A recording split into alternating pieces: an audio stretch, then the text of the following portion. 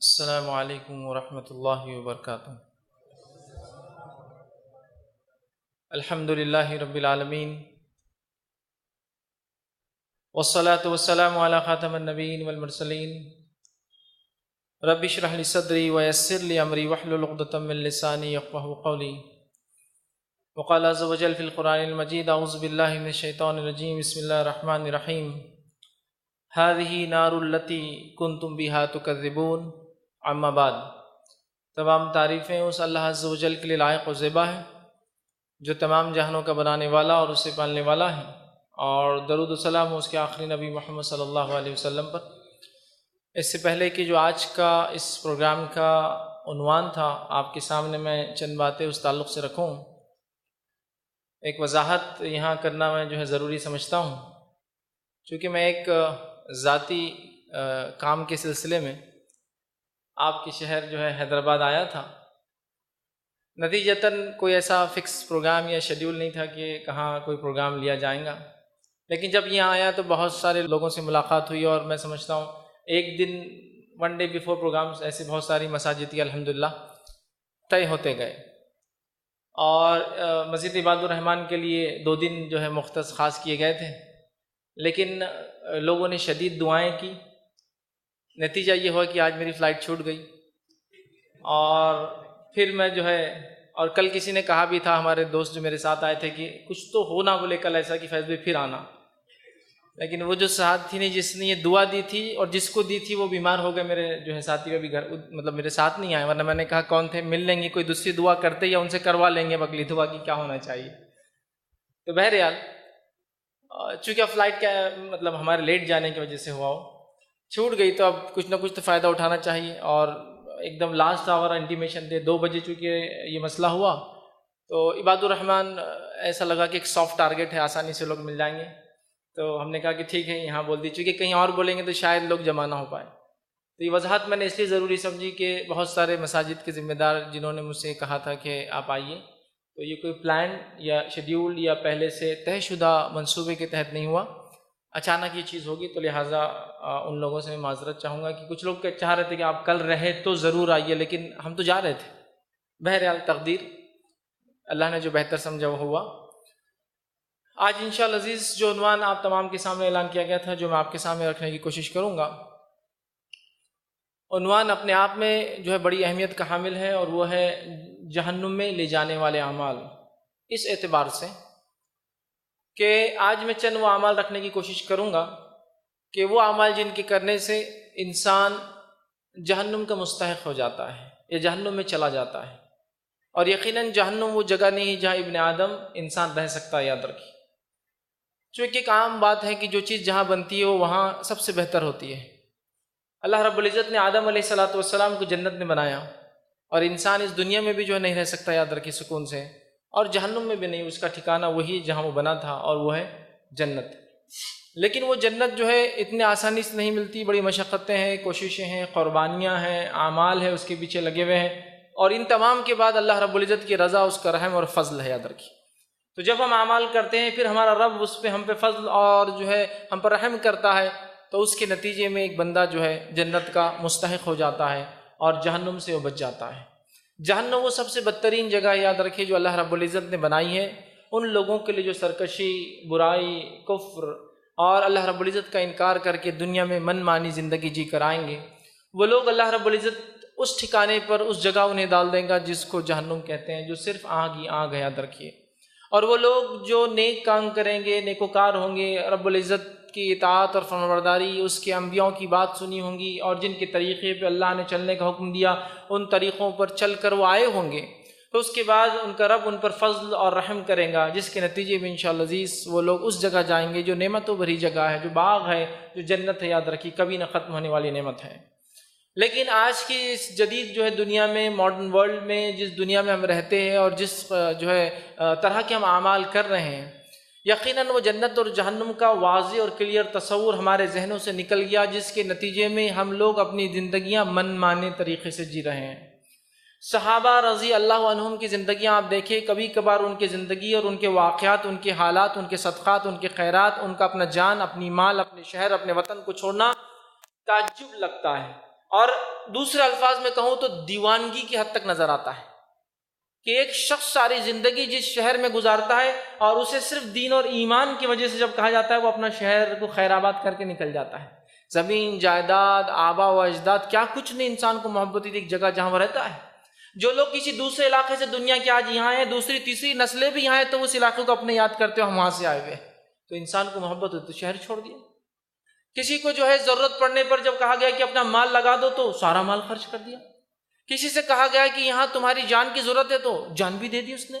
تو ایک تعجب کرنے والا سماج نظر آتا ہے صحابہ کا, ایک دم مطلب دیوانگی کی حد تک وہ اعمال کر رہے ہیں, مطلب کچھ بھی کرتے ہیں, مال بولے مال خرچ, زمین بولے زمین خرچ, جائیداد بولے جائیداد چھوڑی, شہر بولے شہر چھوڑا, بیوی بچوں کو چھوڑنا بیوی بچوں کو چھوڑ دیا, اور جان دینے کی باری آئی تو جان بھی اپنی دے دی بالکل آسانی سے. تو یہ مزاج صحابہ کا کیسے بنا تھا؟ اس لیے کہ صحابہ کے نزدیک دو چیزوں کے تصور بہت کلیئر تھے, اتنے واضح تھے کہ یہ جنت ہے اور یہ جہنم, اور اتنا کلیئر تصور تھا کہ وہ ہر عمل کے پیچھے اس چیز کو دیکھتے تھے اور کسی چیز کی طرف لپکتے تھے. جب جنت کا تصور دیکھتے, مطلب جب ان کو ان کے نبی کے ذریعے محمد صلی اللہ علیہ وسلم بشارت دی جاتی کہ یہ عمل کرنے والا جنت میں جائیں گا, تو ان کو وہ چیز نظر آتی جو انہیں کہا جا رہا تھا اور وہ لپک پڑتے اس عمل کی طرف. اور جب جہنم کی وعید کی جاتی تو وہ دیکھتے, اس کو تصور کرتے. یقیناً اس کو تصور کرنا بھی محال ہے, لیکن آگ دنیا میں دیکھ کے کچھ تو اندازہ ہوتا ہے کہ جہنم کی آگ ہی ہے, وہ بھی یاد رکھیے اس سے شدید ہے, یاد رکھیے بہت زیادہ شدت والی, یاد رکھیے تو آگ ہے. تو ایک تصور آتا اور وہ لوگ اس عمل کو کرنے سے پیچھے ہٹ جاتے, یاد رکھیے, اور وہ گناہ نہیں کرتے.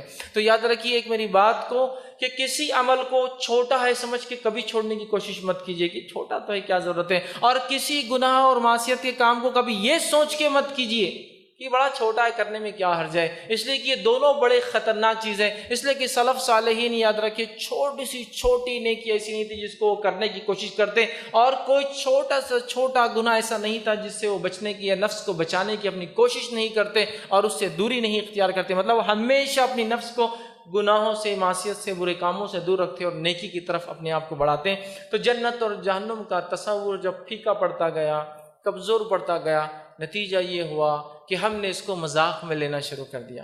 اللہ رحم کرے, ہم میں سے بہت سارے لوگ جنت اور جہنم کے جوکس بھی کبھی کبھی بناتے ہیں, خوش بھی ہوتے ہیں, ہنستے بھی ہیں, ہنساتے بھی ایک دوسرے کو. بڑی تعجب کی چیز ہے کہ کوئی وہ الٹیمیٹ ڈیسٹینیشن جس کے لیے ہم سب کچھ کرتے ہیں جنت, اس کو کوئی جوکنگلی مذاق میں بولے. اور وہ سب سے خطرناک جگہ جو اللہ رب العزت نے سارے سرکشوں کے لیے, انکار کرنے والوں کے لیے, جو منمانی زندگیاں گزار کے آئیں گے ان کے لیے بنائیے, کبھی کبھار اس کو بھی جہنم کو ہم مذاق میں, اس آنکھ کو مذاق میں لیتے ہیں. اور ایک تصور ہمارے پاس امت مسلمہ میں ڈیولپ ہوتا جا رہا ہے وقتاً فوقتاً, وہ یہ ہے کہ تھوڑا بہت حرام کر لیے تو ہوا کیا, تھوڑے دن جلیں گے نکل کے آ جائیں گے, کیا اس میں مسئلہ, تھوڑے دن جلیں گے اور کیا ہے. یہ وہی عقیدہ ہے جو یہودیوں کا عقیدہ تھا, جب انہیں ایمان کی دعوت دی گئی تو کہا تھوڑے دن آگ جلائیں گے, اس سے زیادہ کیا ہے, فرشتوں کو دھکا دیں گے ہم جمع ہو کے اور نکل کے جنت میں چلے جائیں گے. سمجھ رہے بات؟ تو صحابہ کے نزدیک وہ تصور بڑا واضح تھا, بہت کلیئر تھا کہ جنت کیا ہے, جہنم کیا ہے. تو لہٰذا وہ جنت کی طلب رکھتے تھے, تڑپ رکھتے تھے, اس کے لیے کوششیں کرتے تھے, اور جہنم سے اپنی نفس کو ہر ممکن عمل کر کے وہ بچانے کی کوشش کرتے تھے. یاد رکھیے, آئیے اس سے پہلے کہ وہ اعمال جو جہنم میں لے جاتے ہیں اس کا میں تذکرہ آپ کے سامنے رکھوں, اس سے پہلے میں جہنم کیا ہے بس بہت مختصر, وقت نہیں ہے, قرآن و سنت نے جہنم کو بہت ان ڈیٹیل ڈسکرائب کیا, اس کے تعلق سے تمام تفصیلات دی. وقت نہیں ہے کہ ان تفصیلات کو میں آپ کے سامنے ڈسکس کروں شارٹ میں, تاکہ وہ چیز جس کے بارے میں میں تذکرہ کرنے والا ہوں, جہنم میں لے جانے والے اعمال, مطلب وہاں ہم کو وہ عمل نہیں کرنا ہے کیونکہ وہ کرنے سے ہم جہنم میں آگ میں جاتے ہیں. تو وہ آگ ہے کیا, وہ جہنم ہے کیا, اس کا ایک مختصر سا بیورا, اس کا مختصر سی خبر جو اللہ کی کتاب نے اور نبی اکرم صلی اللہ علیہ وسلم ہمیں دی وہ رکھتا ہوں. لیکن یاد رکھیے تمام تذکرے کے بعد بھی ایک چیز اپنے ذہن میں ذہن نشین کر لیجیے, بٹھا لیجیے, وہ یہ ہے کہ اس کی شدت کو ہم سمجھ نہیں پائیں گے, اس لیے کہ جنت اور جہنم وہ دو چیزیں ہیں جس کو کوئی ذہن تصور بھی نہیں کر سکتا ہے. لیکن سمجھانے کے لیے بتایا گیا یہ شدت ہوں گی, وہ تصور بھی نہیں کر سکتے, مطلب وہ شدت کی کیا انتہا ہوں گی ہم نہیں جانتے, اور جنت تصور بھی نہیں کر سکتے, مطلب نعمت کی کیا انتہا ہوں گی اندازہ نہیں لگا. لیکن یہ سمجھ میں آ سکتا جھاڑ ہوں گے, کس لیول کے, کس درجے کے, کس کوالٹی کے, ممکن نہیں تصور کر سکتے, لیکن کم از کم ایک احساس تو ہوتا ہے کہ کیا نعمتیں جو ملنے والی ہے. لہٰذا قرآن نے کچھ باتیں کہی، حدیث میں کچھ باتیں آتی ہے، حوالے الحمدللہ میرے پاس موجود ہیں، وقت اتنا نہیں کہ ساری چیزوں کے حوالے رکھوں، بس مختصر سے بیان کرتے ہوئے چلا جاؤں گا۔ تو جہنم کے تعلق سے یاد رکھیں قرآن نے جو اس کے تذکرہ کیا، سورہ قاف میں اللہ رب العزت فرماتا ہے کہ قیامت کے دن ہم جہنم سے جو پوچھیں گے کیا تو بھر گئی، اور وہ کہیں گی کہ نہیں ابھی کیا کوئی اور ہے، مجھ میں جگہ باقی ہے۔ تو گویا جہنم کوئی ایسی چیز نہیں ہے کہ جو کبھی بھر سکتی ہے، ساری انسانیت بھی گناہ اور معصیت کرے اور اللہ رب العزت سب کو بھی ڈال دے تب بھی وہ خالی رہنے والی یاد رکھی وہ جگہ۔ تو لہٰذا اللہ فرما رہا ہے کہ جہنم سے جب پوچھا جائے گا تو وہ کہیں گی کیا اور ہے، اور ہوں گے تو لوگوں کو دھکا دے دو اور مجھ میں ڈال دو۔ اسی طرح جو ہے سورہ ملک میں اللہ رب العزت فرماتا ہے جب کافر جہنم میں پھینکے جائیں گے تو وہ جہنم کو جو ہے دہاڑ اس کی جو ہے آواز کو سن کے، وہ ہولناک آوازیں سن کر جو ہے جس میں جہنم جوش جو ہے کھا رہی ہوں گی، ایسا معلوم ہوگا غصے سے اب جہنم پھٹ جائیں گی، مطلب جہنم ایسی آوازیں نکالیں گی کہ جہنمی کافر ڈریں گے کہ جہنم جیسے پھٹ پڑیں گی جو ہے۔ اسی طرح اللہ رب العزت فرماتا ہے قرآن کے اندر سورہ مدثر کے اندر اللہ نے فرمایا کہا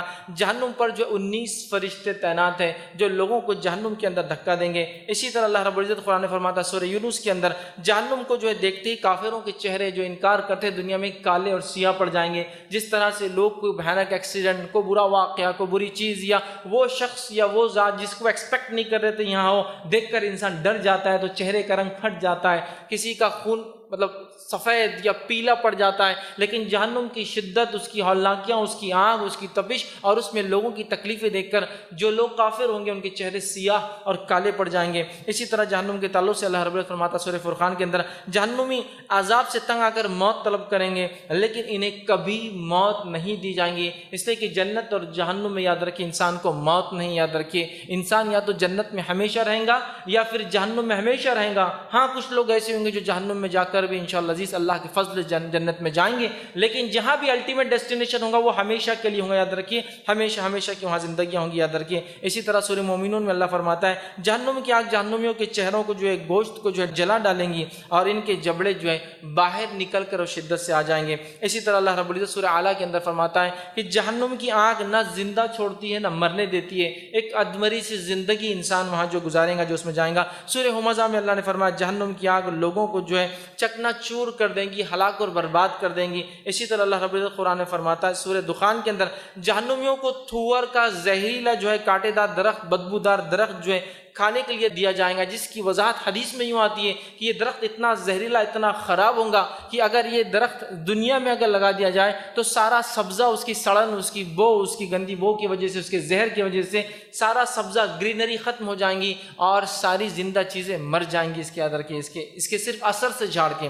اسی طرح جو ہے جہنمیوں کے جو زخموں سے بہنے والا خون اور پیپ جو ہے اور نیز کھولتا ہوا پانی جو ہے جہنمیوں کو پینے کے لیے دیا جائے گا۔ جو مشروب جہنمیوں کو لوگوں کو پینے دی جائیں گی وہ یہ ہوں گی کہ جہنمیوں کے خود جسموں سے نکلتا ہوا سڑا ہوا خون اور پیپ اور کھولتا ہوا پانی جو ہے پینے کے لیے دیا جائے گا۔ اسی طرح جو ہے جہنمیوں کو آگ کا لباس پہنا جائے گا۔ جہنم ویسے پوری آگ ہے، اوپر آگ ہے، نیچے آگ ہے، ادھر آگ ہے، ادھر آگ ہے، بچھونا آگ کا، کھانا آگ کا، بیڑیاں آگ کی، تمام چیزیں سزائیں جو بھی دی جا رہی ہے وہ آگ اور اس کے اندر ہے۔ اس کی آگ کی تپش کے تعلق سے نبی اکرم صلی اللہ علیہ وسلم حدیث میں فرماتے ہیں اس کی آگ کی تپش دنیا کی آگ سے 70 ٹائم 70 درجے زیادہ ہے۔ اگر ایک عام اعتبار سے یہ لے لے کہ انسان دنیا میں جو آگ پیدا کر سکتا ہے، ہم جانتے ہیں آج دنیا میں لوگ جو ہے لاکھوں ڈگری سینٹی گریڈ تک کی فائر آگ پیدا کر سکتے ہیں، جس سے نیوکلیئر فیشن ہوتا ہے، جو سب سے چھوٹا ذرہ ہوتا ہے ایک مادے کا، اس کو توڑا جاتا ہے، یاد رکھیے ایٹم جس کو کہتے ہیں، لاکھوں ڈگری ٹیمپریچر ہوتا ہے، یاد رکھیے اتنے کو نہ بھی لے، خالی سمجھنے کے لیے اگر میں یہ کہوں آپ کے علاقے میں جو شدید دھوپ ہوتی ہوں گی جب گرمیوں کے اندر تو ٹیمپریچر 40 44 45 یا 47 ڈگری تک جاتا ہے، اس گرمی کو تصور کیجیے اور جہنم کی آنکھ اس کے مقابلے میں اگر 70 پکڑ لے آپ صرف تپش کے اعتبار سے تو آپ اندازہ لگائیے جو شخص شدید گرمی میں 2 سے 3 دن اگر دھوپ میں کھڑا ہو تو میں سمجھتا ہوں سن سٹروک سے وہ جو ہے تیسرے چوتھے دن مر جائیں گا۔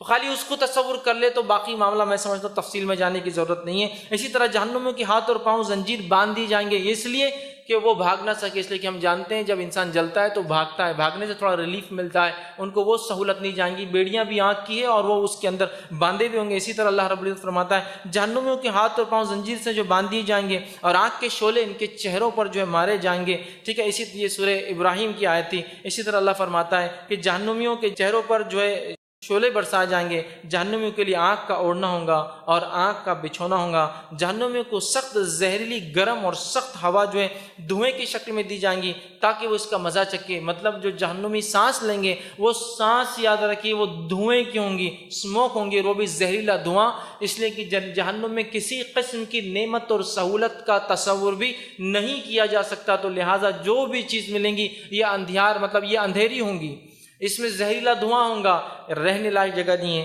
نبی اکرم صلی اللہ علیہ وسلم بہت ساری باتیں جو ہے جہنم کے تعلق سے بیان کی۔ صحیح مسلم کی روایت آپ نے فرمایا جہنم میں بعض لوگوں کو آنکھ ٹخنوں تک عذاب دیا جائے گا، اور یہ سب سے ہلکا عذاب ہوگا جہنمیوں کو جو ملے گا، لیکن وہ عذاب کی شدت یہ ہوں گی کہ اس ٹخنوں تک پیر جلنے کی وجہ سے ان کے سر میں بھیجا ایسا کھولے گا جس طرح سے ہانڈیا میں جو ہے جب ابال آتا ہے نا تو آواز آتی ہے، تو بھیجا کھولے گا۔ یہ سب سے ہلکا عذاب ہے جو جہنمی کو دیا جائے گا، ٹخنے تک جو ہے جہنم میں اس کو پیروں کو ڈالا جائے گا۔ اسی طرح جو ہے ایک دفعہ نبی اکرم صلی اللہ علیہ وسلم موجود تھے، ایک آواز آئی، صحابہ سے پوچھا اللہ کے رسول صلی اللہ علیہ وسلم کیا تم جانتے ہو یہ آواز کس چیز کی تھی؟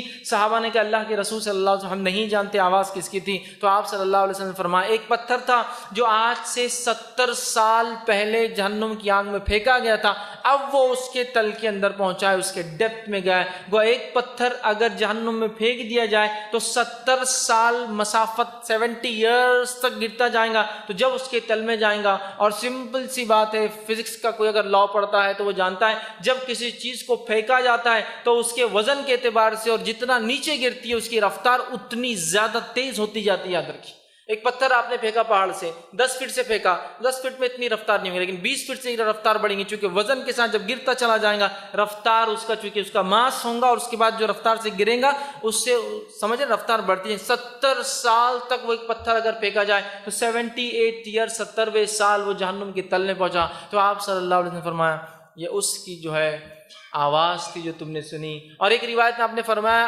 جہنم نے اللہ تعالیٰ سے جو گزارش کی اللہ میری آنکھ دوسری آنکھ کو کھا جاتی ہے، مطلب اتنی زیادہ شدت ہے کہ ایک آنکھ کا حصہ دوسرے کو کھا جاتا ہے، مجھے مہلت اور چھوٹ دی جائے۔ اسے 2 سانس لینے کی مہلت دی گئی، ایک وہ جب سانس چھوڑتی ہے جس کا نتیجہ یہ ہوتا ہے نبی اکرم صلی اللہ علیہ وسلم فرماتے ہیں دنیا میں گرمی بڑھ جاتی جب وہ سانس چھوڑتی ہے، اور جب وہ سانس اندر لیتی ہے دنیا میں سردی آ جاتی ہے، سرد موسم ہو جاتا ہے۔ تو گویا وہ کتنے دور ہے جس کا تصور سائنس بھی نہیں کر سکتی، انسانی ذہن بھی نہیں کر سکتا۔ اتنی مسافت billions and billions and billions of light years, آج انسانیت 200 بلین لائٹ ایئرز تک جو ہے ہبل سے دیکھ سکتی ہے، اور بولتے ہیں 200 خرب سال جائیں گے تو ابھی گیلیکسی کا ایک حصہ معلوم ہوتا ہے، لیکن گیلیکسی ہماری کائنات اس سے کتنی بڑی نہیں جاتا ہم جانتے ہیں۔ تو بلین جس کو بولتے ہیں اربوں اور خربوں نوری سال بھی اگر آپ چلے تو پہلے آسمان تک پہنچنا ممکن نہیں۔ یاد رکھیے انسانی اعتبار سے تو اس کی صرف ایک سانس وہاں سے اس دنیا پر یہ اثر ڈالتی ہے۔ اسی طرح جو ہے نبی اکرم صلی اللہ علیہ وسلم نے فرمایا جہنم اس قدر روئیں گے کہ ان کی آنسوؤں میں کشتیاں چلائی جا سکتی ہے۔ وہ تکلیف، وہ شدت، وہ جو ان کو جو پین جو ہوگا جس سے وہ آنسو بہائیں گے، آنسوؤں کی شدت اتنی ہوں گی کہ اگر کشتیاں جہاز بھی چلا لیے جائے تو اس کے اندر چلنے لگیں گے۔ اسی طرح کھولتا ہوا پانی کافروں کے سر پر ڈالا جائے گا جس سے وہ پانی سر میں جا کر سر کو ختم کر کے اس کے پیٹ میں پہنچے گا، اور پیٹ کی آنتوں کو سب ختم کر کے اس کے پیٹ کے ذریعے سارا اس کا مادہ جو پیٹ کے اندر ہے ساری چیزیں نکل کر باہر آ جائیں گی،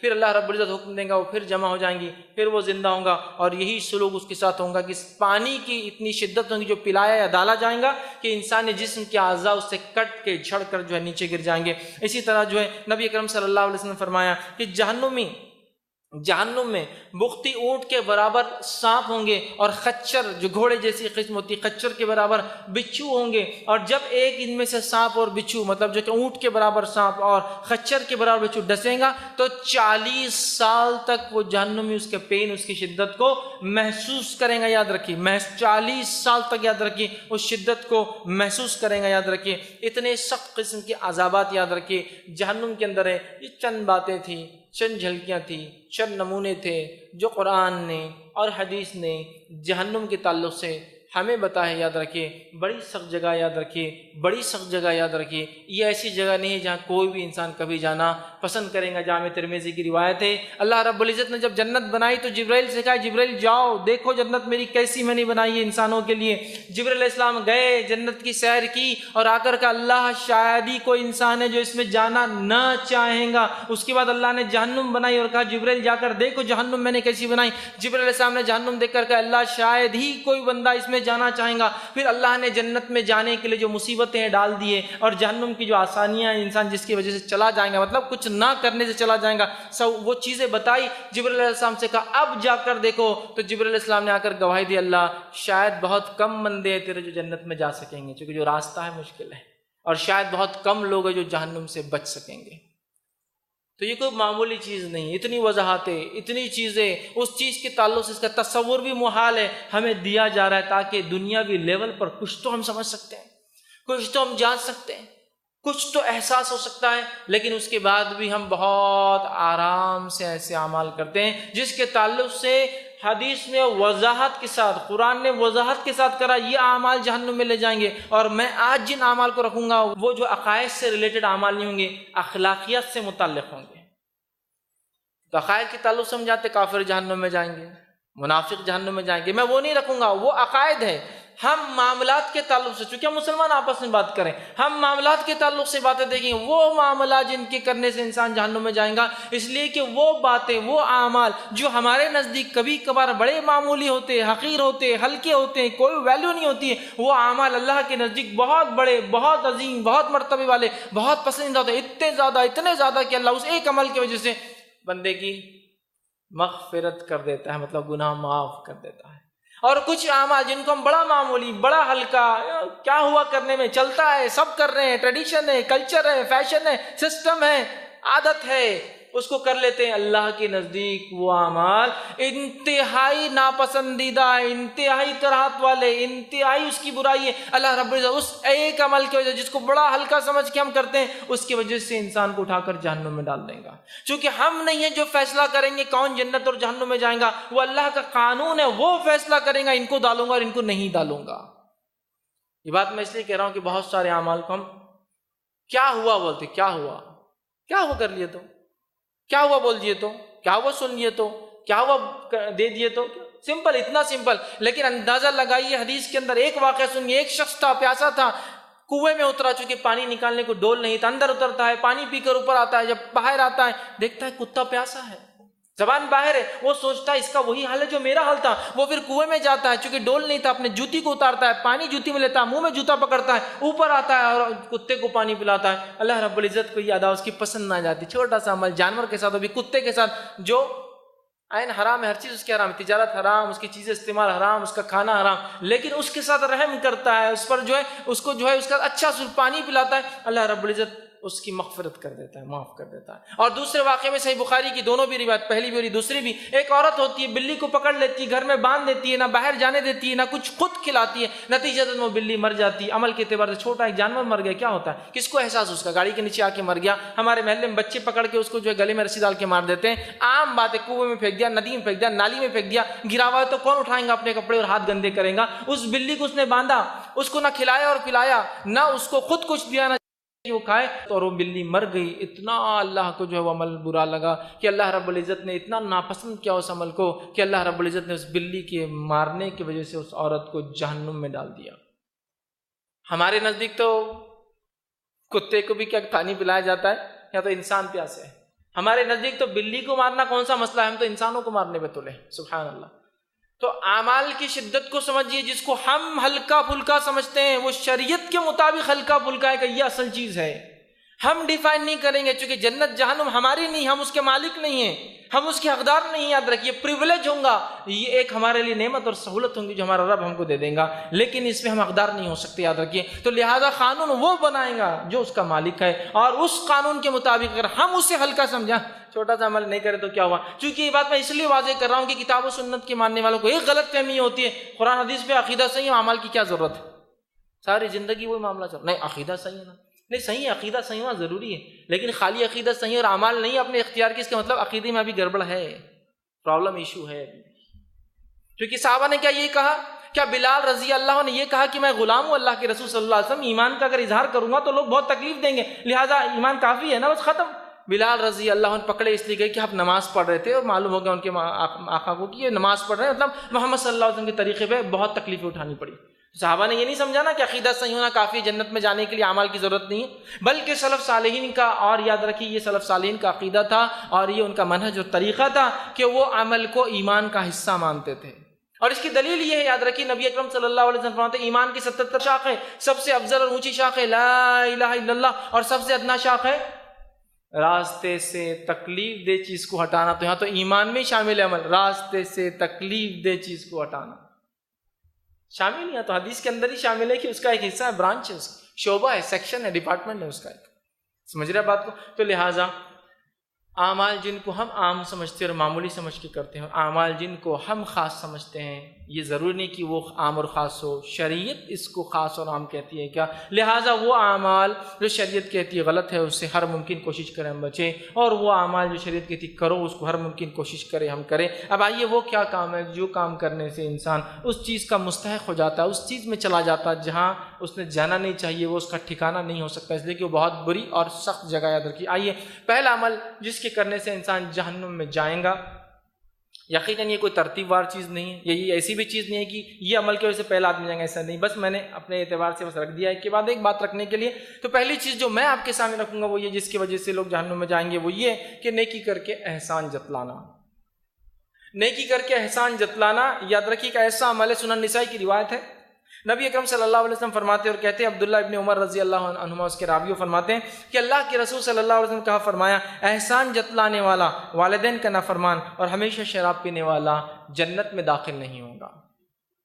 تو یہاں حدیث میں آ رہا احسان جتلانے والا۔ احسان سمجھتے ہیں آپ کیا ہوتا ہے؟ کسی چیز کو دینے کے بعد احسان جتلا، صدقہ دیا اور پھر کہے کہ میرے صدقوں پر پلتے ہیں، زکوٰۃ دیتا ہوں اور کہتا ہوں کہ ہماری زکاتیں ان کو جاتی ہیں، اس پہ کھاتے پیتے ہیں، یہ احسان جتلانا ہے۔ کوئی چیز استعمال کو دی ضرورت پر، پھر احسان جتلایا کہ ہماری چیز استعمال کی تو آج یہاں ہے، ہماری چیز استعمال کی تو آج یہاں ہے۔ ادھار دے دیا کبھی تو اس کو احسان جتلاتے، ہم نے ادھار دیا تھا، پہلا بزنس کیا، آج 2 کروڑ پتی بن گئے۔ ہم احسان کرنا مطلب جتلانا، چیز دینا، پیسہ دینا، مشورہ دینا، کچھ بھی ہو سکتا ہے، اور اس کے بعد جتلانا کہ دیکھو ہمارے وجہ سے فلاں فلاں فلاں ہو رہا ہے۔ تو چیز دے کر یا کوئی چیز دے کر احسان جتلانا یہ بہت سنگین جرم ہے۔ نبی اکرم صلی اللہ علیہ وسلم فرماتے ہیں ایسا شخص جنت میں نہیں جائیں گا جو احسان جتلاتا ہے۔ اللہ ہم پہ رحم کرے، ہمارے سماج و سوسائٹی میں احسان جتلانا اتنا ہو چکا ہے کہ جو آ کر احسان لوگوں میں نہیں بیان کرتے میرے بارے میں، تو میں جتلاتا ہوں، ارے میرے ٹکڑوں پہ پلتے ہیں یہ۔ پھر کیا فائدہ ایسے نیکی کرنے کا، کیا فائدہ ایسے صدقے کا، اور صدقے کا معنی یہ تو صدق، سچائی کے ساتھ دینا ہے نا، اخلاص کے ساتھ دینا ہے۔ کیا فائدہ ان چیزوں کا جب کہ ہم دیکھ کر احسان جتلاتے ہیں۔ کبھی بھی یاد رکھیے کسی کو آپ نے کچھ بھی دیا احسان مت جتلائیے۔ خبر دینا ایک الگ چیز ہے، ضرورت پڑنے پر خبر دینا، انفارمیشن پاس کرنا ایک الگ بات ہے، لیکن احسان جتلانا، جس کو دیا اس کو جتلانا کہ ہم نے دیا، ہمارے کپڑے تھے، ہمارا پیسہ تھا، ہم نے بھیجے تھے تو آج یہاں پہنچے، ہمارا فلاں تھا، ہمارے ٹکڑوں پہ پلے ہیں، ہمارے پاس نوکر اور کام کرتے تھے، کس لیے احسان جتا رہے؟ وہ اپنی تقدیر کا کھاتا ہے، میں اپنی تقدیر کا کھاتا ہوں۔ یاد رکھیں اللہ رب العزت دنیا میں ہم کو ایک دوسرے کے لیے ذریعہ بنایا، یاد رکھیں، تو اس کا تو ہم نے خوشی منانا چاہیے کہ اللہ نے مجھے ذریعہ بنا دیا میرے بھائی کے، اس کا نہ کہ احسان جتلانا چاہیے کہ ہم نے تم پر یہ کیا۔ احسان جتلانے والا انسان یاد رکھے جنت میں نہیں جائیں گا، اور آخرت میں ڈیسٹینیشن صرف 2 ہے، کوئی تیسری جگہ نہیں ہے۔ آراف میں کچھ لوگ ہوں گے لیکن وہ لوگوں کا بھی الٹیمیٹ ڈیسٹینیشن جو ہے وہ جنت ہوں گا، آراف والوں کا جہنم نہیں، یاد رکھے۔ تو کوئی تیسری جگہ نہیں ہے، جنت اور جہنم 2 ہی چیزیں یاد رکھیں۔ ایک ٹیمپرری فیز ہوگا آراف کا، وہ ختم ہو جائیں گا، سورۃ الاعراف اٹھائیے، اس میں آپ کو تفصیلات انشاءاللہ مل جائیں گی۔ دوسری چیز جس بنیاد پر لوگ جو ہے جنت سے محروم ہوں گے اور جہنم میں جائیں گے وہ یہ ہے، صحیح مسلم کی روایت ہے، عبداللہ بن مسعود رضی اللہ عنہ فرماتے اور کہتے ہیں کہ نبی اکرم صلی اللہ علیہ وسلم نے بیان کرتے ہوئے سنا، فرماتے ہوئے سنا، وہ شخص جنت میں نہیں جائیں گا جس کے دل میں ایک ذرہ برابر بھی تکبر ہو۔ وہ شخص جنت میں نہیں جائیں گا جس کے دل میں ذرہ برابر بھی تکبر ہو۔ وہ شخص جنت میں نہیں جائیں گا جس کے دل میں ذرہ سمجھتے، ایک پارٹیکل ہوا چلتی ہے، علماء لکھتے ذرہ کی شرح میں وہ کبھی کبھار روشنی آتی ہے ایک سوراخ میں سے گھر میں، ہے نا، یا کسی جگہ، اس روشنی میں کچھ چیزوں کو آپ اڑتے ہوئے دیکھتے ہیں، وہ چیزیں اڑتے رہتی ہے بغیر پھونکے کے، بس جو نیچرل ہوا چل رہی ہے اسی اڑتی ہے، اس کو کہتے ہیں ذرات۔ ذرہ برابر بھی تکبر ہوگا، کبر ہوگا، وہ جنت میں نہیں جائیں گا، تو اس کا ٹھکانہ کیا ہوگا؟ جہنم۔ اور ان کی سزا یہ آتی ہے حدیث کے اندر کہ ان کو اللہ چونٹیوں کے اتنا بنا دے گا، چونٹی، چونکہ دنیا میں بڑا بتاتے ہیں نا اپنا، کبر تکبر کرتے تھے۔ کبریائی، تکبر، بڑائی اللہ کی چادر ہے، یہ صرف اللہ کا حق ہے، صرف اللہ کا حق ہے۔ تو چونٹیوں کے اتنا بنا دیں گا تاکہ ذلیل ہوں گے لوگوں کے سامنے جہنمیوں میں، کہ تکبر کرتے تھے، تکبر۔ اور آج تکبر کا کیا عالم ہے، کیا زام ہے، کیا معاملہ ہے، میں کیا بتاؤں، کیا بتاؤں۔ مردوں کو اپنے مال پہ تکبر، جسمانی صلاحیتوں پہ تکبر، عقلی صلاحیتوں پر تکبر۔ اچھا جسم ہے تو ٹھیک ہے، اچھا جسم اچھی بات ہے، آپ اللہ کی عبادت میں لگائیے، مسلمانوں کی مدد کیجیے، کار خیر ہے کہیں باقی جس میں آپ کی ضرورت ہے، لیکن اس سے تکبر ہے نا۔ مال ہے اس سے تکبر، عورتیں ہماری ماں بہنیں ہیں تو شوہر اچھا ہے مالدار، اس کا تکبر، خوبصورتی ہے اس کا تکبر، بچے اچھا پڑھتے ہیں اس کا تکبر، اچھے اچھے کورسز کرتے ہیں اس کا تکبر۔ کون سا ایسا شعبہ ہم دنیا کا زندگی کا چھوڑیں گے جس میں ہم نے تکبر نہیں کیا ہو؟ حتیٰ کہ کچرا بھی پھینکیں گے تو برانڈیڈ چیزوں کو پھینک کر تکبر کریں گے، میرے گھر کا کچرا یہ، سبحان اللہ، اللہ رحم کرے۔ کیا سماج ہو گیا یہ، ہاں؟ شادی بیاہ ہمارے تکبر کی علامت، ہمارا پہناوا ہمارے تکبر کی علامت۔ اللہ نے آپ کو دیا ہے، خوب پہنیے، منع نہیں ہے اسلام میں، لیکن مقصد تکبر، دکھاوا ہو کہ اپنی بڑائی لوگوں میں بیان کروں کہ یہ پہنتا ہوں، یہ کھاتا ہوں، یہ استعمال کرتا ہوں، یہ اڑتا ہوں، ایسا سوتا ہوں، ایسا جاتا ہوں، یہ گاڑیاں استعمال کرتا ہوں، یہ کلاس میں سفر کرتا ہوں۔ کیا ضرورت ہے ان چیزوں کو بیان کرنے کی؟ اللہ کی نعمت ہے، آپ استعمال کرتے تو کرتے رہیے۔ سلف صالحین میں سے کچھ کے واقعات تو یوں آتے ہیں کہ اگر کبھی ان کے پاس آم آ جاتے کھانے کے لیے، چونکہ ہر کوئی آم نہیں کھا پاتا، تو وہ چھلکوں کو بھی اپنے نوکروں کو حکم دیتے کہ رات کے وقت لے جا کر پھینکنا، اس لیے کہ ہو سکتا ہے جو نہ کھا سکے اسے دیکھ کر برا لگے، سمپلسٹی۔ تو یہ ان کا حال تھا، لیکن ہمارے تکبر کا حال کیا ہے آپ دیکھیے، کبر، تکبر، میں نیچے بیٹھ کے کھاؤں گا، میں اس جگہ پہ جا سکتا، یہ گاڑی پہ میں بیٹھ کے جاؤں گا، ہاؤ اٹ از پاسبل، کیسے ممکن ہو سکتا؟ آپ نے سوچ لیا کیسے ایسے؟ سبحان اللہ، یہ حال ہے ہمارا، ہے نہیں ہے یار؟ یہی حال ہے، یاد رکھیے، ہر چیز پہ تکبر۔ ہم لوگ وہاں نہیں جاتے، وہ چیز ہمارے لائق نہیں ہے، کس بنیاد پر؟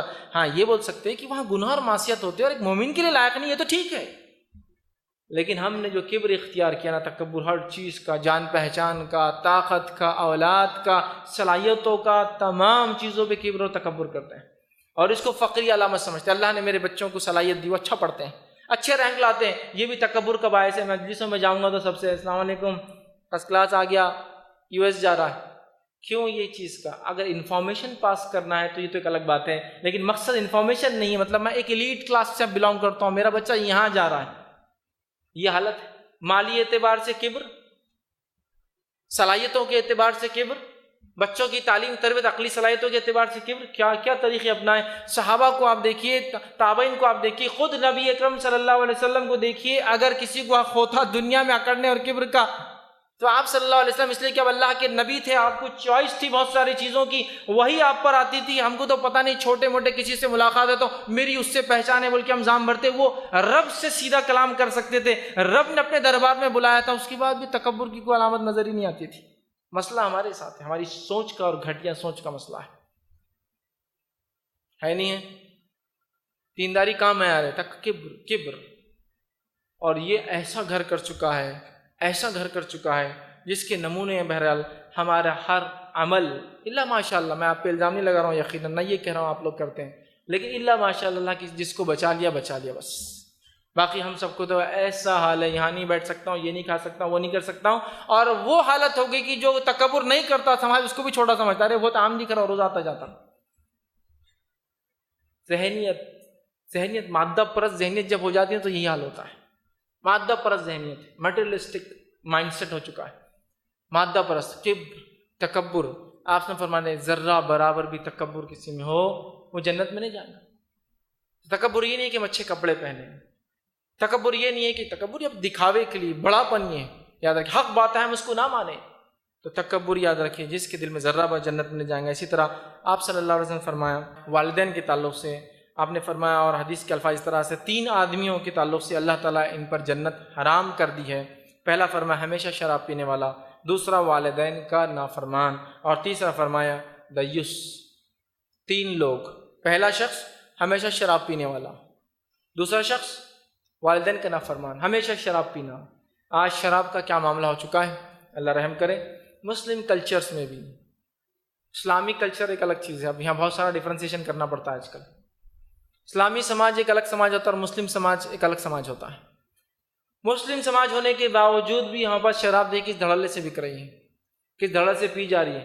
فیشن, سوسائٹی, اسٹیٹس مانا جاتا ہے اس کو. آج معلوم ہو اس کو یہ مانا جاتا ہے MNCs میں کام کرے تو یہ عام بات ہے, یہ نہیں کرے تو آئے کا کو پھر یہاں تک کو پڑے, پھر جاہلوں کی زندگی گزارنا تھا.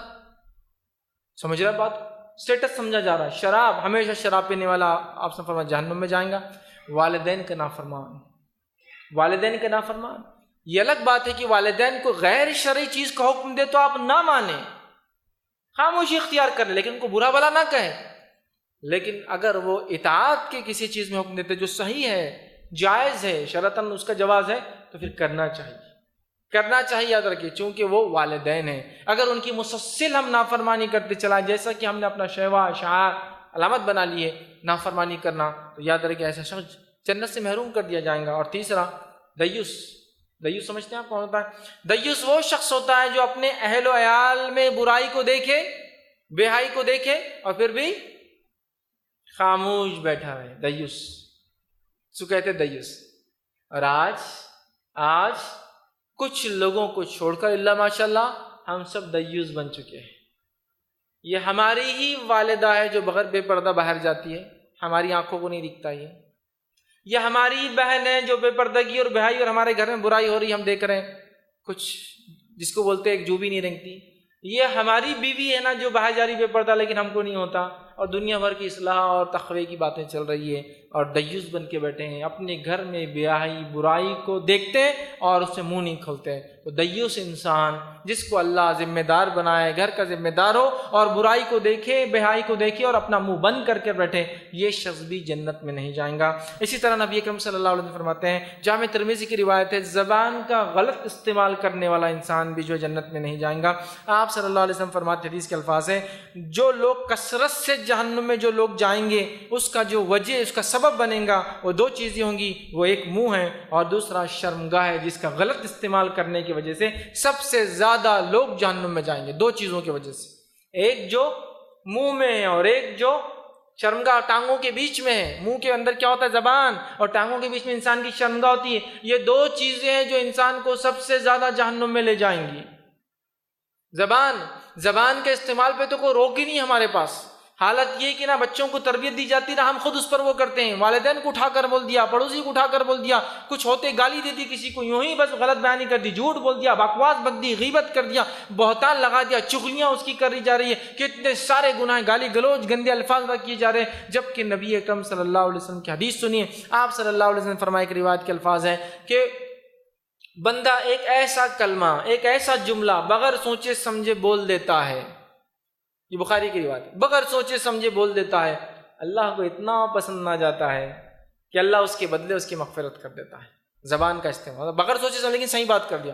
اور ایک روایت کے اندر جو ہے موطا امام مالک کے اندر اضافی الفاظ ہے, وہ یہ ہے کہ بندہ ایک جملہ جو بغیر سوچے سمجھے وہ بک دیتا ہے, سوچا بھی نہیں, سیکنڈ تھاٹ میں بول دیا, اللہ کو اتنا ناگوار گزرتا ہے کہ اس ایک جملے کی وجہ سے اللہ اس کو جہنم میں ڈال دیتا ہے.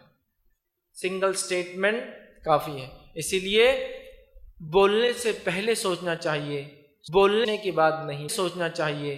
ابھی مجھے غصہ ہے, منہ بند کر لو, بعد میں بات کریں.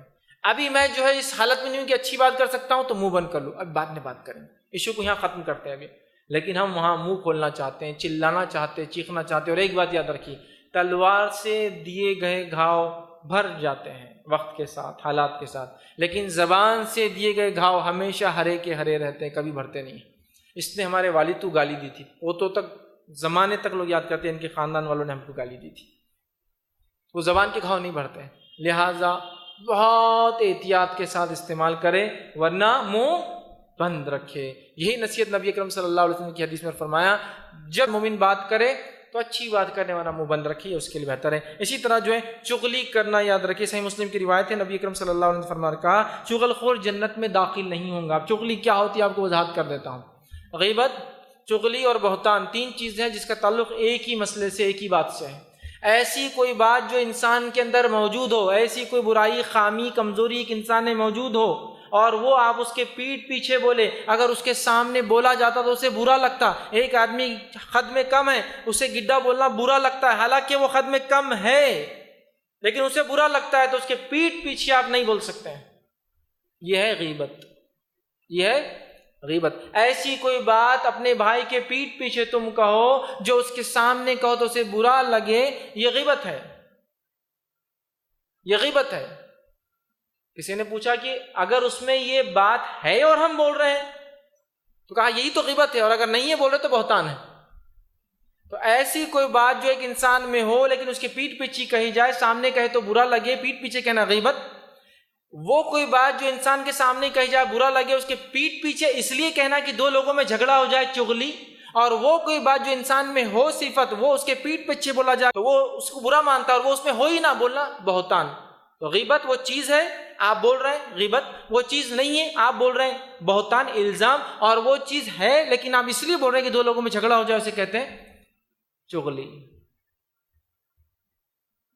اور چغلی کا یہ عالم ہے، لوگوں کو لڑانے کے لیے کیا مرد اور کیا عورتیں، چلتے چلتے چغلی کی اور نکل گئی کسی کی، بس جاتے جاتے ارے وہ تمہارے بارے میں ایسا بول رہا تھا، حالانکہ کچھ بھی نہیں تمہارے سامنے۔ اب یہ آدمی کا خون کیسا کھولتا، وہ ایسا بول رہا تھا میرے بارے میں، یہ کر رہا تھا، چلے گئے۔ مقصد کیا تھا؟ یہ لڑے دونوں لوگ، یہ چغلی ہے اندر کی۔ تو چغل خور جنت میں نہیں جائیں گا۔ سمجھ رہے بات کو؟ جو کسی کی برائی پیٹھ پیچھے اس لیے کرے کہ وہ لڑ پڑے دو لوگ، وہ چغلی ہے۔ اور آج نہ اس سے دیندار حلقہ بچا ہے، نہ بے دین حلقہ بچا ہے، نہ مرد بچے ہیں نہ عورتیں بچی ہیں، نہ ہمارے بچے محفوظ ہیں اس سے، بلکہ اس کی ٹریننگ اور تربیت پہلے دن سے روز اول سے ہم دیتے ہیں ان کو۔ اور جو جتنا غیبت میں آگے، جتنے بہتان لگاتا ہے، جتنی چغلی کرتا ہے، سماج میں ایک سٹیٹس اور مقام رکھتا ہے، معلوم مقام رکھتا ہے، لوگ اس کی تعریف کرتے ہیں، بھائی بہت کچھ کر سکتا ہے یہ، چاہے تو دو میں لڑا دے، دو کو ملا دے، دو کو یہ کر دے، الزام لگا دے، سب کر سکتا ہے۔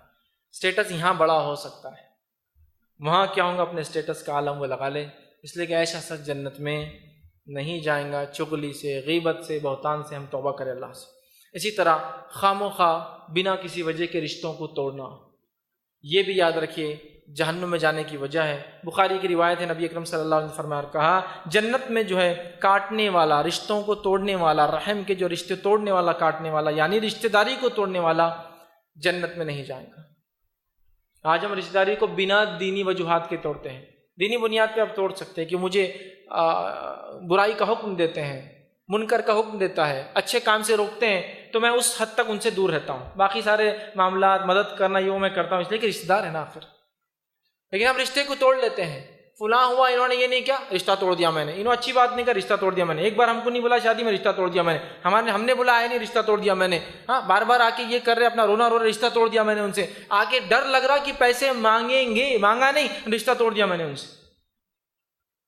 اب میں باہر چلا گیا، لوکل لوگوں سے رشتے زیادہ نہیں رکھ سکتا ہوں، رشتہ توڑ دیا میں نے۔ تو ہم باہر رہتا ہوں یار، انڈیا جاتا کس سے نہیں ملتا یار، وہ اب بور کرتے ہو، اپنے کو اب جمتا ہی نہیں وہ سب، اب غلط کی عادت ہوگی اپنے کو، رشتہ توڑ دیا میں نے۔ سبحان اللہ، یہ کوئی شرعی وجہ نہیں ہے آپ کے پاس، کوئی شرعی وجہ، اس کو بنا شرعی وجہ کے رشتوں کو توڑنا۔ اسی طرح حرام کھانوں کو کھانا، نبی اکرم صلی اللہ علیہ وسلم فرماتے، ابن حبان کی روایت، حرام کھانے سے مراد صرف کھانا نہیں، حرام سے مراد وہ انکم جس سے حرام لقمہ انسان بنا کے کھاتا ہے وہ ہے۔ نبی اکرم صلی اللہ علیہ وسلم فرماتے اور کہتے ہیں کہ جو جسم حرام غذا پر پلا ہے وہ جنت میں نہیں جائے گا۔ اور ایک روایت میں فرمایا، جس جسم کی پرورش حرام پر ہوئی ہے جہنمی اس کا سب سے بہتر ٹھکانہ ہے۔ آج انکم میں حلال حرام کی تمیز بہت کم لوگ رکھتے ہیں، اور جو رکھتا ہے وہ افسوس کی بات، لوگ اس کو بیوقوف سمجھتے ہیں، ایمانداری سے کام کرتا بیوقوف۔ ایسا کرنا، رشوت نہیں لیتا بیوقوف، پھر کہیں کو آئے نوکری کے اندر جب رشوت نہیں لینا تھی تو بیوقوف کہیں کا، تو بیوقوف سمجھتے ہیں، لیکن وہ بڑا ہوشیار اور دانا ہے آخرت کے اعتبار سے۔ دنیا میں ہو سکتا ہے بیوقوف کہلا، چونکہ اس کی عمارتیں چھوٹی رہ جائے، ہو سکتا ہے 4 ویلر میں کبھی نہ گھوم پائے، کوئی مسئلہ نہیں، لیکن آخرت کے اعتبار سے سوچ کی رفتار سے انسان چلنے والا ہے، وہاں اس کو ملنے والی ہے ساری چیز، دنیا میں یہ نعمتیں جانے سے تو بہت بڑا اس کا لاس بالکل بھی نہیں ہو رہا ہے اندر کی۔ حرام چیزوں سے اجتناب کرنا بڑی اہم چیز ہے۔ اسی طرح اپنے پڑوسی کو تکلیف دینا، صحیح مسلم کی روایت ہے، نبی اکرم صلی اللہ علیہ وسلم فرمایا، کہا، جس شخص کا ہمسایہ اس کے شر سے محفوظ نہ ہو وہ جنت میں داخل نہیں ہوگا. جس کا پڑوسی اس کی شرارتوں سے محفوظ نہ ہو وہ جنت میں نہیں جائیں گا. اور جب بھی پڑوسی کی بات آتی نا تو ہم اپنے آپ کو پڑوسی تصور کرتے اور بولتے ہاں میرا پڑوسی ایسی کر رہا جیسا فیض بھائی آپ بول رہے تھے نا روز تنگ کرتا. نہیں، میرا پڑوسی نہیں، میں جس کا پڑوسی ہوں وہ کیا سوچتا ہے مجھے وہ سوچنا ہے. وہ میرے ساتھ برا سلوک کرتا لیکن میرا اچھا رہے گا. یہ بات بڑی اہم ہے، پڑوس بڑی اہم ہے. آپ صلی اللہ علیہ وسلم فرماتے ہیں جب کوئی انسان اپنا گھر بیچنے کا ارادہ کرے پہلے اپنے اطراف کے لوگوں سے کہے. اگر تیرا پڑوسی تیرے گھر کے اوپر اپنی ناٹ رکھنا چاہے تو رکھنے کی اجازت دے. معلوم رکھنے کی اجازت دے. ہوتے تھے نا ناٹ ہوتے تھے شیطیر وہ جو لکڑی کی ڈالا کرتے تھے کسی زمان تو کہا اجازت دے دیا کرو. اس طرح فرمایا جب تم گھر بیچنے کا ارادہ کرو پہلے پڑوسی کو بتایا کرو. کیوں؟ تو اس لیے کہ پڑوسی بھی کچھ سوچ کے آپ کے پڑوس میں آتا ہے نا، ارے وہ رہتے کہ وہاں چلو گھر لیں گے بہت اچھے لوگ ہیں. اب آپ بیچ کے ایک دم جائیں گے تو وہ پریشان ہوتا ہے. حالانکہ کوئی وعدہ نہیں ہوتا کہ آپ رہیں گے لیکن کچھ کنسیڈریشنز تھے، آپ تھے بول کے وہ آیا تھا. تو پہلے اس کو حق دینا چاہیے کہ آپ لینا چاہیں گے تاکہ پڑوس میں کوئی دوسرا نہ ہے آپ ہی لے لے اس کو.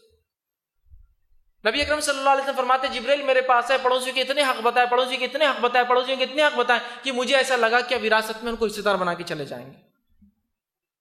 انہیریٹنس کے اندر وہ پارٹ لیں گے. وہ سمجھے آپ صلی اللہ علیہ وسلم اتنے حق بتائے، اتنے حق بتائے، اتنے رائٹس بتائے. تو اب مجھے یہ نہیں سوچنا میرا پڑوسی کیسا ہے، میں کیسا پڑوسی، یہ سوچنا ہے مجھے اور آپ کو. میرے پڑوسی نے میری 1 فٹ جگہ مار لیا، یہ آخرت میں ہوں گا. میں نے اس کو بولا سب کچھ کیا، اس نے نہیں مانا، لیکن اس کا ہرگز مطلب نہیں کہ ساری زندگی وہ 1 فٹ کے بدلے میں اس کو اذیت دیتا رہوں. یہ حساب تو ہونے والا ہے بھائی، اس کو ہم نہیں بھول سکتے یا معاف کر سکتے. اس سے بڑا کوئی انسان نہیں، ایک الگ بات ہے. سمجھ رہا بات کو؟ یہ بڑی اہم چیز ہے، یاد رکھیے یہ بڑی اہم چیز ہے. اور انسان اپنی کبھی کبھار اصلاح کی کوشش کرتا ہے لیکن پھر اس کو موقع نہیں ملتا ہے، موقع نہیں ملتا ہے. ایک چھوٹا سا واقعہ سناتا ہوں. یہاں ایک واقعہ یہ میرے شہر کا واقعہ کہ ایک پڑوسی تھے، وہ کہیں گلف میں رہتے تھے، کہیں زمانہ رہے، انہوں نے ایک پلاٹ لے رکھا تھا.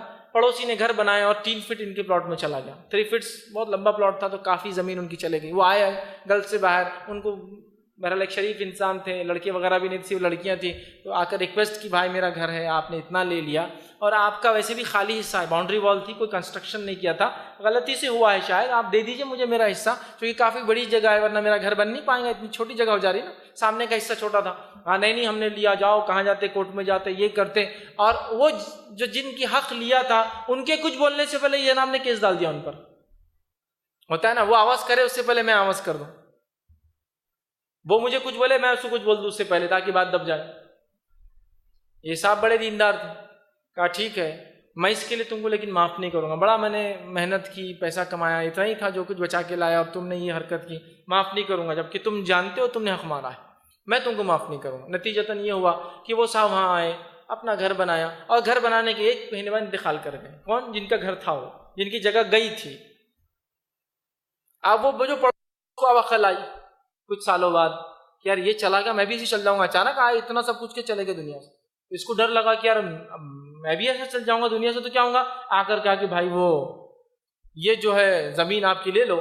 تو ان کی پڑوسیوں نے کہا کہ اب ہم نہیں لے سکتے، ہمارے والد مرنے سے پہلے وصیت کر گئے، اس سے کبھی مت لینا آپ زمین واپس، سمپل ختم. اب میں واپس نہیں لے سکتے، ہم لوگ نہیں لیں گے، اب تم جانو وہ زمین جانے تمہارا مسئلہ ہے. تو ایسے پڑوسی ہونا چاہیے. یہ الگ بات ہے وہ معاف کر دیتے تو اور بہتر ہوتا، لیکن ظاہر سی بات ہے گریوینس تھا، تکلیف ہوئی تھی اس چیز کی، اس انسان کو وہ مانگتا رہا اور اس کو شعور تھوڑی تھا کہ اس کی موت آ جائے. لیکن چل بس آؤ، ہو سکتا ہے عام الفاظ میں کہہ دیا ہو کہ واپس مت لینا کبھی دیا تو، لیکن وہ سچ ہو گیا نا. اب رشتہ دار بولتے ہیں کہ ہم نہیں لیں گے، وہ آپ کو دے دیا، ہمارے والد بولے تھے نہیں چاہیے، اب نہیں چاہیے، وہ مر گئے، اب تھوڑی ہم کو فائدہ. اب کیسے حساب چکائیں گے؟ اور حدیث کے اندر زمین کے تعلق سے تو خاص الفاظ یاد رکھیے. اور آپ صلی اللہ علیہ وسلم نے فرمایا کہ جو شخص 1 بالش جگہ بھی کسی کی لے لے، 1 بالش اپروکسیمیٹ 9 انچ 10 انچ، 1 بالش جگہ لے، روز قیامت اس کے گلے میں 7 زمین کے برابر توق وزن لٹکایا جائیں گا. تو کوئی 1 بالش آپ کی جگہ لیتا ہے، کھیتی باڑی میں سرکا دیا بندارا، بیچ میں ہوتا نا، ادھر ڈال دی مٹی، کھینچ لیا، یہاں تو چتر انسان کہلائیں گا، بڑا ہوشیار. آخرت کے اعتبار سے 7 زمین کا بوجھ لینے کی تیاری ابھی سے کر لی اس نے. تو میں گھر بنا رہا ہوں نا، تو پڑوسی نہیں ہو سکتا میری جگہ مارا ہوں، لیکن میں اس کی جگہ میں نہیں گھس سکتا ہوں. میری چپل چوری ہوئی مسجد سے تو میں کسی اور کی نہیں لے جا سکتا ہوں. میں یہ کہوں گا اللہ یہ چلے گئی، اللہ تعالیٰ جو ہے اس کے ساتھ خیر معاملہ کرے، ہو سکتا وہ مجبور ہوں گا، کوئی مسئلہ نہیں، لے جاؤ کوئی مسئلہ نہیں. لیکن یہ حق نہیں کہ میں لوں. تو میں اپنا کام کروں میرے پڑوسی کو، تو میں اپنے آپ کو سوچوں میں پڑوسی ہوں، دوسروں کی اذیتیں نہیں، ہم کیا دے رہے ہیں، ہم کیسے پڑوسی، اس کی ہم فکر ہمیشہ کرتے یاد رکھیں. چاہے ہمارے ساتھ لوگ جیسا بھی سلوک کریں، ہم ان کے ساتھ اچھا سلوک کریں، یاد رکھیے. اسی طرح جو ہے ناجائز جو ہے لوگوں کا مال کھانا، یاد رکھیے. صحیح بخاری کی روایت ہے، نبی اکرم صلی اللہ علیہ وسلم نے فرمایا کہ آپ نے فرمایا کئی لوگ اللہ کے مال پر ناجائز طریقے سے تصرف جو ہے کرتے ہیں، ان کے لیے قیامت کے دن آگ ہوں گی۔ مطلب لوگوں کا مال ناجائز طریقے سے کھانا، لوٹ کر کھانا، دھوکہ دے کر کھانا، اور کیا کیا طریقے ہوتے ہیں میں سمجھتا ہوں نہیں معلوم، اور ایسے لوگ بڑا ہوشیار سمجھتے ہیں، بڑے آسانی زمین پہ قبضہ کر لیتا ہے، کئی زمینوں پہ قبضہ کر لیا، فلاں کر لیا۔ اس میں بڑا احتیاط کرنا چاہیے تھا۔ اسی طرح جو ہے نبی اکرم صلی اللہ علیہ وسلم فرماتے ہیں جہنم میں جانے والوں کے تعلق صحیح بخاری کی روایت ہے، وہ شخص جو اپنے ایزار، تہبند، پینٹ، پتلون، پیجامہ جو بھی کہہ لیجیے، اس کو اگر ٹخنے سے نیچے پہنتا ہے تو وہ حصہ جو نیچے ٹخنے سے کپڑا جاتا ہے اتنا حصہ جہنم میں جلیں گے۔ یاد رکھیے حدیث کے الفاظ اس طرح سے، تہبند کا وہ حصہ جو ٹخنوں سے نیچے لٹکیں گا وہ جہنم میں جائیں گا۔ یہ ہمارے لیے معمولی عمل ہے، پاگل ہو گئے کہ ہم؟ دنیا سب نیچے لٹکاتی ہے تو کیا ہم اوپر پہنیں گے؟ کون سے رسول کی اتباع کی اور اطاعت کی بات ہم کر رہے تھے جب سے؟ کیا صرف رسول اکرم صلی اللہ علیہ وسلم کی اطاعت اور اتباع نماز اور نماز کے مکمل مسائل کے حد تک ہی ہے، اس کے علاوہ نہیں ہے کہیں؟ ہیلے بہانے تو ایسے نکالتے نہیں، حدیث میں جو تکبر کی نیت سے لٹکائے نبی اکرم صلی اللہ علیہ وسلم، لیکن کبھی لٹکایا کہ میں سوال یہ کر رہا ہوں، ہم نبی سے محبت کا دعویٰ کرتے ہیں نا، کبھی لٹکایا کا کوشچن یہاں یہ ہے، کوشچن یہ ہے نہیں میرے کو تکبر نہیں ہے تو اوپر کر لو، نہیں اوپر نہیں کر سکتا تکبر ہے۔ میں تو ایسے ہی گنتا ہوں چیزوں کو، میرا پیمانہ ایسے ہی، میرے کو تکبر نہیں بھائی، نہیں ہے تو اوپر کر لو نا، پھر نہیں کر سکتا ہوں، یہی تو تکبر ہے، حق بات آنے کے بعد جھٹلانا۔ نہیں ہے، آپ کیسے بولیں گے آپ کو تکبر نہیں؟ ابوبکر صدیق رضی اللہ عنہ لٹکاتے تھے، مسائل تو ایسے نکالتے جو اپنا فائدہ رہیں گا، ہر چیز دلیل یہ وہ سند سب پہ بحث ہوں گی، باقی جگہ نہیں۔ ابوبکر صدیق رضی اللہ عنہ ایک مرتبہ آئے اور آخر وقت میں ہوا یہ کہ آپ کا پیٹ تھوڑا بڑا ہو گیا، تو روایت میں آتا ہے صحابہ ایسے بھی نہیں تھے کہ روز کپڑے خرید رہے ہیں، حالات بھی ویسے نہیں تھے، تو آپ نے کیا کیا، وہ پیجامہ تھا اس کو ایسا کھوس لیتے تھے، تو اب ہوتا یہ تھا کہ وہ ایک طرف چڑھتا تھا دوسری طرف نہیں چڑھتا تھا، پیجامہ بیچ میں سے ایک حد تک آ کے اٹک جائیں گا، پھر تو وہ کھوس لیتے، ایک طرف اونچا ہوتا ایک طرف نیچا ہوتا تھا، ایک لٹکتا تھا اور ایک اوپر ہوتا تھا۔ نبی اکرم صلی اللہ علیہ وسلم فرمایا ابو بکر کو تکبر نہیں ہے، ابو بکر کی گواہی نبی اکرم صلی اللہ علیہ وسلم نے لے لی، میری اور آپ کی کون لیں گا؟ مسئلہ یہ حدیث کو اگر لیں گے آپ تو وہاں تو اللہ کے رسول گواہی لے رہے ہیں، ابو بکر کو نہیں ہے، اور اگر ابو بکر صدیق کی اتباع میں کرنا ہے تو ایک لٹکانا اور ایک اوپر کرنا،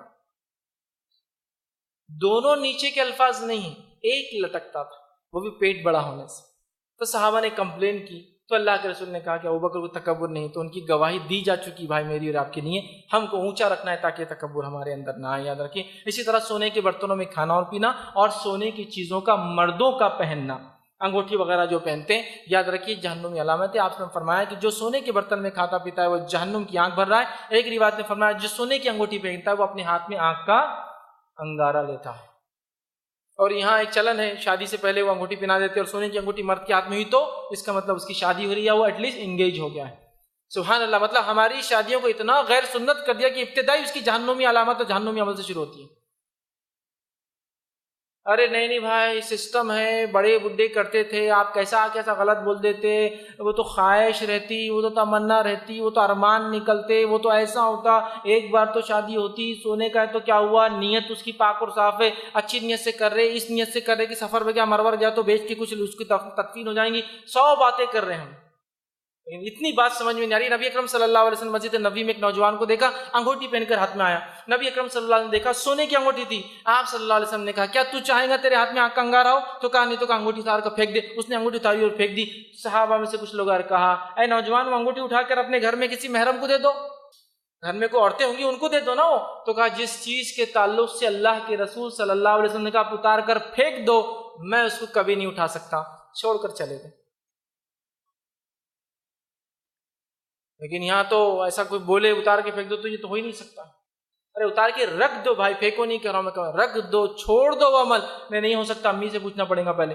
یاد رکھیے ہماری والدہ نہیں آئیں گی جہنم کے پاس کی میرے وجہ سے اب اللہ کرتا تھا، اس کو چھوڑ دو مجھے ڈالو، وہاں پہچانیں گے بھی نہیں وہ ہم کو، یاد رکھیے جب تک کہ اعمال کا حساب و کتاب نہیں ہوتا کوئی نہیں پہچانیں گا، ماں بیٹوں بچوں کو دیکھ کے بھاگیں گی، کہاں کیا آج اعمال مانگ لیتا، نہیں ہونے والا تو وہاں کسی کی وجہ سے کیوں اپنی آخرت، خبر سے ہی کوئی نہیں آنے والا تو باقی کیا، جنازے میں بھی کوئی نہیں ہوتا ہے، خبر میں بھی کوئی نہیں ہوتا ہے، منکر نکیر آئیں گے بھی تو کوئی نہیں ہوگا، اللہ کے سامنے کھڑے ہوں گے تو کوئی نہیں ہوگا، کوئی بھی نہیں ہوگا، یاد رکھیے اس کے بعد سب ملنے والے ہیں، پھر وہ ایک الگ بات ہے۔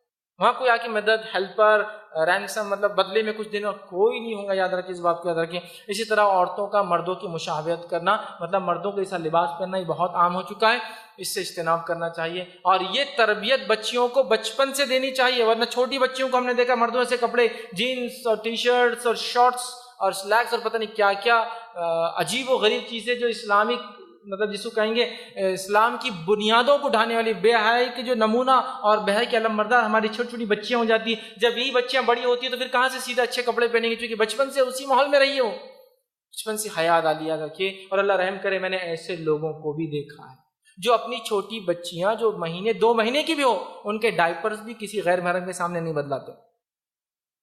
حیا، پردہ، یہی ہے ٹھیک ہے، بچی چھوٹی ہے لیکن پھر بھی یہاں تو حیا کا تقاضا جب وہ سیکھیں گی اپنی ماں سے کہ اس کا ظاہر سے بچی چھوٹی بھی تھی تو کسی کے سامنے نہیں کھلتی تھی، تو کس لحاظ سے کس اعلیٰ جس کو حیا کے معیار پر جو ہے پرورش پائیں گی اندازہ لگایا جا سکتا ہے۔ اور پھر ایسے بے حیا کپڑے آپ پہنا گھمائیں گے، نہیں بچی تو ہے۔ تو میرا یہ سوال ہے، لوہا گرم ہوتا ہے تو ہتھوڑے مارتے یا پھر اس کے ٹھنڈا ہونے کے بعد ہتھوڑے ماروں گے؟ بتاؤ۔ تو بچوں کی تربیت بچپن میں ہوں گی یا بڑے ہونے کے بعد بولیں گے بچی بڑی ہو گئی اب اس کے کپڑے تو بولتی ہے نہیں چھوڑتی میں یہ کپڑے پہننا، برقعے کے اندر پہن کے جاؤں گی، نہیں چھوڑتی۔ آپ نے تربیت نہیں کی۔ بے حیا یاد رکھیے، عورتوں کا مردوں کی مشابہت کرنا، نبی اکرم صلی اللہ علیہ وسلم نے فرمایا کہ وہ عورت جو مردوں کی مشابہت کرتی ہے وہ جنت میں نہیں جائیں گی، یاد رکھیے۔ اسی طرح جو ہے بد زبانی بد مزاجی رکھنا، نبی اکرم صلی اللہ علیہ وسلم فرماتے اور کہتے ہیں کہ بد زبان اور بد مزاج آدمی جنت میں نہیں جائیں گے۔ سنن ابو داؤد کی روایت ہے، بد زبان بد مزاج، بری زبان کا اور بری مزاج کا۔ اور اللہ رحم کرے ہم میں سے بہت کم لوگ ہیں جن کے مزاج کی لوگ گواہی دے کہ اچھے مزاج کا آدمی۔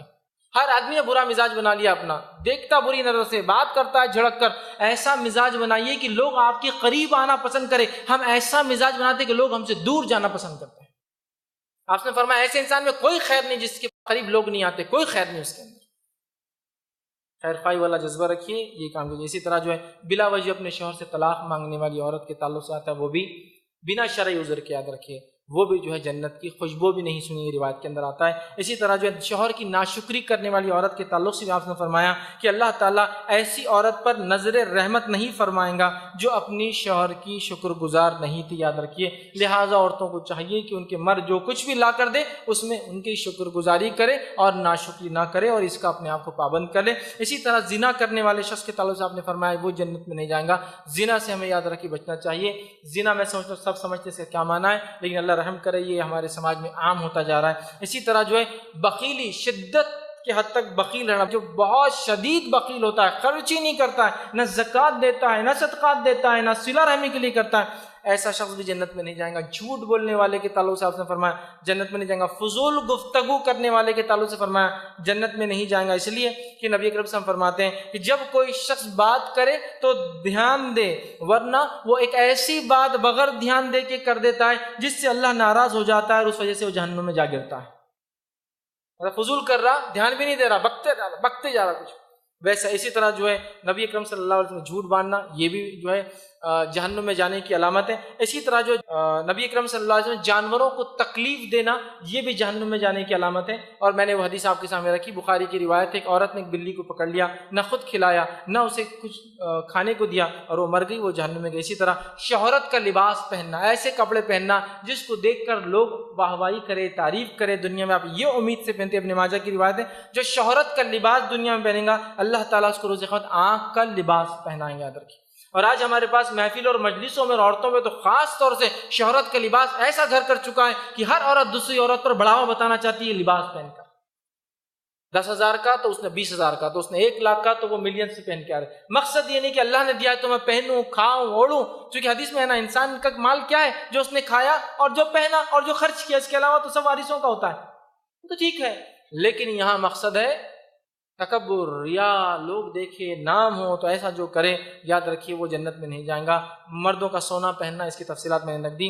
اسی طرح جو ہے جو چیز جو ہے ہمیشہ شراب پینے والا جو ہے جنت میں نہیں جائیں گے، حدیث میں۔ اسی طرح غیبت کرنے والے کے تعلق سے میں نے وضاحت کی، وہ بھی جنت میں نہیں جائیں گے۔ اسی طرح سود کھانے والا انسان جنت میں نہیں جائیں گا، وہ جہنم میں جائیں گے، یاد رکھیے۔ سود بڑی عام لعنت ہو چکی ہے، ہمیں چاہیے اپنے نفسوں کو جو ہے اس سے حفاظت کرے۔ ناحق کسی کو قتل کرنے والا مومن کو یاد رکھیے وہ جنت میں نہیں جائیں گا۔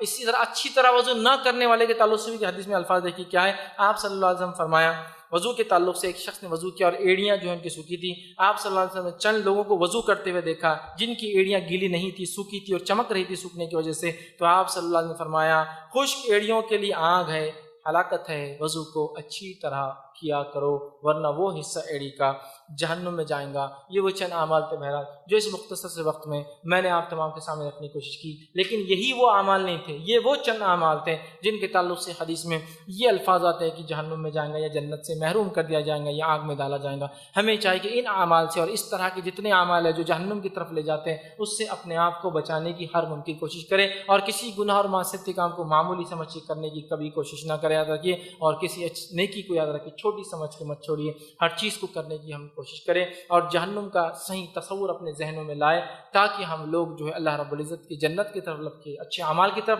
لپکے اور گناہ اور معصیت اور برے کام سے اپنے نفوس کو، اپنے نفس کو، اپنے آپ کو، اپنے آل اولاد کو ہم بچا کر رکھیں. اسی پر اپنی بات کو انشاءاللہ عزیز میں جو ختم کروں گا. اللہ رب العزت سے آخر میں دعا ہے کہ اللہ سبحانہ تعالیٰ ہم تمام کو ہر اس عمل سے بچائے جو جہنم کی طرف لے جاتا ہے، ہم تمام کو ان اعمال کرنے کی توفیق دے جو جنت کی طرف لے جاتے ہیں، ہر اس گناہ سے اور معصیت سے بچائے جو آنکھ کی طرف جس کا راستہ جاتا ہے، اور ہمیں اپنا محبوب بندہ بنائے، وہ کام کرنے کی توفیق عطا فرمائے جن کاموں سے اللہ تو خوش ہوتا ہے اور راضی ہوتا ہے، ہر اس کام سے ہمارے نفس کو بچنے کی توفیق عطا فرمائے اللہ جس کام سے تو ناراض ہوتا ہے. جب تک ہمیں زندہ رکھ ایمان اور اسلام پر زندہ رکھ، جب بھی ہمیں موت دے ایمان پر موت دے. وآخر دعوانا ان الحمد للہ رب العالمین. سبحان ربک رب العزت عما یصفون وسلام علی المرسلین والحمد للہ رب العالمین.